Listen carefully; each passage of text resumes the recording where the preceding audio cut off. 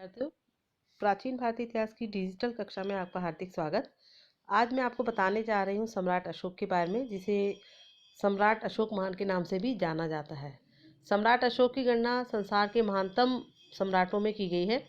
अपने धार्मिक विचारों, उच्च आदर्शों और आध्यात्मिक चिंतन एवं त्याग के द्वारा अशोक भारतीय राजनीतिक जगत का एक ऐसा उज्ज्वल नक्षत्र बन चुका था जिसकी आभा कभी भी मलिन नहीं हो सकती। अपने विशाल साम्राज्य में उसने सुसंगठित शासन प्रबंध की स्थापना करके जनता के इहलौकिक और पारलौकिक दोनों ही प्रकार की उन्नति का मार्ग प्रशस्त किया। प्रसिद्ध इतिहासकार H.G. वेल्स इसीलिए कहते हैं कि इतिहास के स्तंभों को भरने वाले राजाओं, सम्राटों, धर्माधिकारियों, संत महात्माओं आदि के मध्य अशोक का नाम देदीप्यमान है और वह गगन में अकेला नक्षत्र की भांति चमकता है। विद्यार्थियों, यदि हम उसके संपूर्ण जीवन पर एक गहरी दृष्टि डालें तो लगेगा कि वह शुरू से ही एक विशेष उद्देश्य को लेकर चला था। जैसे जैसे वह आगे बढ़ता गया, अपनी महत्वाकांक्षाओं को केंद्रित करता चला गया और उसके महान आदर्शों की परिणति अंत में एक विश्व धर्म की स्थापना में हुई। आरंभ में वह एक युद्धवीर था और यही कारण था कि वह उज्जैनी का शासक नियुक्त किया गया था और अंत में राजकुमार के हैसियत से तक्षशिला के विद्रोह की शांति स्थापना के निमित्त भी के उद्देश्य से भी उसे भेजा गया। लगता है कि वह एक सफल सेनानायक था, क्योंकि कश्मीर तथा कलिंग विजय में उसने अपने शौर्य तथा युद्ध कला का पूर्ण परिचय दिया। उसमें अध्यवसाय, कार्यकुशलता, अथक परिश्रम करने की शक्ति, दूरदर्शी उत्साह क्षमता थी।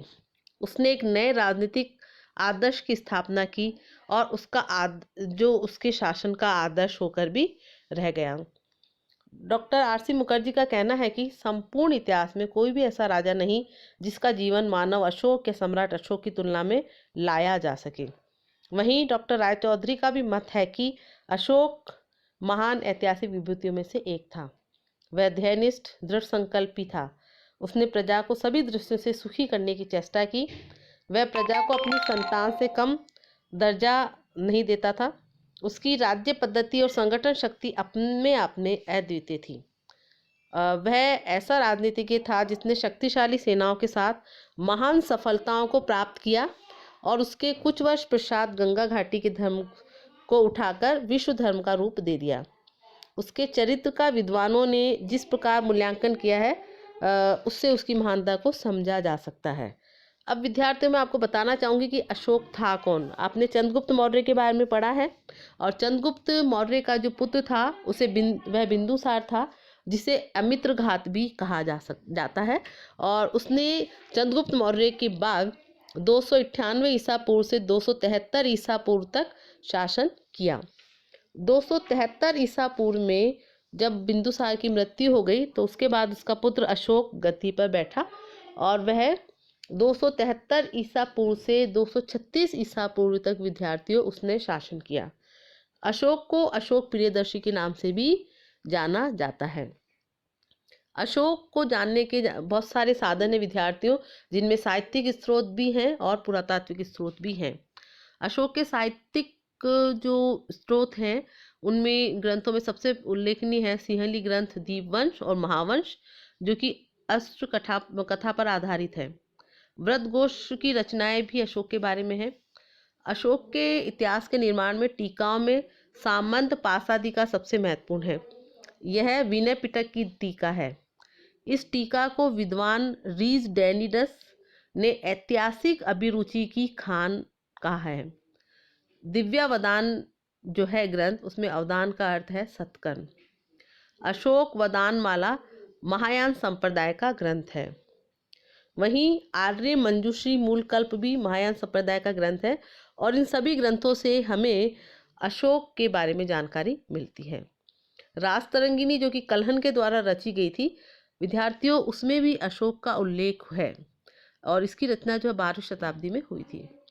विदेशी लेख फाइयान नामक जो चीनी ग्रंथ लिखा है और साथ ही हैंसवांग इत्सिंग आदि से भी उसकी जानकारी मिलती है। और जहाँ तक पुरातात्विक स्रोतों की बात है तो उनमें सबसे ज़्यादा उल्लेखनीय है सम्राट अशोक के अभिलेख। 1750 में टिफेंथलर ने विद्यार्थियों सबसे पहले दिल्ली में अशोक स्तंभ का पता लगाया था। उससे पहले अशोक को एक शासक के रूप में बहुत छोटे शासक के रूप में मान्यता प्राप्त थी। अशोक के अभिलेख जो अंतिम शिलालेख की खोज सन 1915 में बीडन ने मॉस्को में की थी। प्रारंभ में अभिलेखों की लिपि को पढ़ने का अति क्रांतिकारी जो कार्य है जेम्स प्रिंसप के द्वारा किया गया। और जेम्स प्रिंसप के द्वारा जब अशोक के स्तंभ पढ़े गए तब हमें पता चला कि अशोक नाम का एक महान राजा हमारे भारतीय इतिहास में हो चुका है, जिसने धर्म के क्षेत्र में और मानव कल्याण के क्षेत्र में उल्लेखनीय योगदान दिया। एकमात्र अभिलेखों की सहायता से ही अशोक का इतिहास लिखने में सफल चेष्टा की थी डॉक्टर डी भंडारकर के द्वारा। अशोक का जो 13वां शिलालेख, अशोक ने बहुत सारे शिलालेख के विद्यार्थी लिखे हैं जिसमें लघु शिलालेख और दीर्घ शिलालेख प्रमुख हैं। तो अशोक का जो 13वां शिलालेख है उसमें विदेशों में उसके व्यापक बौद्ध प्रचार की जानकारी हमें मिलती है। उसका जो एक गिरनार अभिलेख है वह वैसे तो रुद्रदामन के समय का है और जिसमें सुदर्शन झील के निर्माण व उसके जीर्णोद्धार का वर्णन मिलता है। इसके अलावा नागार्जुनी गुहा लेख जो है गुफा लेख, इसमें भी अशोक के बाद के जो मौर्य शासक हैं उसमें देव नाम प्रिय दशरथ का उल्लेख मिलता है। तो ये तो विद्यार्थियों वो सामग्री है जिनसे हमें अशोक के बारे में जानकारी मिलती है। तो अशोक का जो प्रारंभिक जीवन की हम बात करें तो उसके अभिलेखों पे उसकी प्रारंभिक जीवन के बारे में कोई स्पष्ट उल्लेख नहीं मिलता है। बौद्ध परंपराओं के अनुसार ही माना जाता है कि बिंदुसार की मृत्यु के बाद अशोक और उसके भाइयों के मध्य हुए उत्तराधिकार युद्ध तथा अशोक के प्रारंभिक जीवन की नृशंसता और क्रूरता का उल्लेख उसमें मिलता है, लेकिन ये सूचनाएं अन्य साक्ष्यों से पुष्ट नहीं होती, इसलिए उनकी ऐतिहासिकता को हम संदिग्ध मानते हैं। वहीं दूसरी ओर अशोक के राज्यारोहण जो कि 273 ईस्वी में हुआ और उसका राज्याभिषेक विद्यार्थी हुआ था 269 ईसा पूर्व में। इसके बीच में 4 साल का जो अंतराल है वो क्यों है, इसका उत्तर भी हमारे पास में नहीं है। यद्यपि अशोक के प्रारंभिक जीवन के संदर्भ में बौद्ध ग्रंथों में कुछ उल्लेख एवं कथानक मिलते हैं और इसमें कहा गया कि बिंदुसार के पुत्र का नाम, बड़े पुत्र का नाम सुसीम था और उसके 2 पुत्र उसके बाद में और हुए, उसमें अशोक और विगता अशोक नाम रहे। और इसके अलावा ये भी है कि अशोक दीपवंश और महावंश में कहा गया कि बिंदुसार की 16 रानियां थीं और उसके जो है 16 रानियों के 101 पुत्र हैं। सबसे छोटा भाई जो है तिस्से था और महावंश के अनुसार असंधि मित्रा अशोक की पटरानी थी। और अशोक तथा तिस्से दोनों सगे भाई थे और अशोक के जो मतलब बिंदुसार के जो पुत्र हैं और उनके 3 ही नाम हमें मिलते हैं, सुमन, अशोक तथा तिस्से। और इसमें अशोक तथा तिस्से दोनों सगे भाई थे तथा सुमन सहित बिंदुसार के अन्य 99 पुत्र अशोक के सौतेले भाई थे। सुमन जो है सुसीम या सुमन सभी 101 पुत्रों में बड़ा था और राज्य प्राप्त करने से पहले ही अशोक को प्रांतीय शासक के रूप में कार्य करने का मौका मिल गया था। और बौद्ध ग्रंथों में कहा गया है कि बिंदुसार के राज्यकाल में अशोक तक्षशिला और अवंती का उपराजा यानी गवर्नर रह चुका था। और अशोक को कामा अशोक भी कहा गया है क्योंकि तिब्बती बौद्ध अनुश्रुति में कहा गया कि वो युवा काल में बहुत आमोद प्रमोद में डूबा रहता था और लेकिन इसको भी बहुत ज़्यादा विश्वसनीय हम नहीं मान सकते हैं। लेकिन ये निश्चित है कि अशोक ने अनेक विवाह किए थे और उसके अनेक पत्नियों के नाम विविध स्रोतों से ज्ञात होते हैं। और अशोक जो है जैसा कि अभी मैंने कहा 273 ईसा पूर्व में गद्दी पर बैठा और उसने अपने सभी 99 भाइयों को मार कर गद्दी प्राप्त की, ऐसा वर्णन हमें महावंश में मिलता है और दीपवंश में भी मिलता है। वहीं बौद्ध लेखक तारानाथ के अनुसार अशोक ने केवल 6 भाइयों की हत्या की और उसके बाद राज्य प्राप्त किया। तो इस प्रकार अशोक जो है के प्रारंभिक वर्ष जो रहे इस प्रकार के रहे। अब उसके बाद में हम और अशोक को कभी कभी जो है चंडा अशोक के नाम से भी पुकारा गया है बौद्ध ग्रंथों में।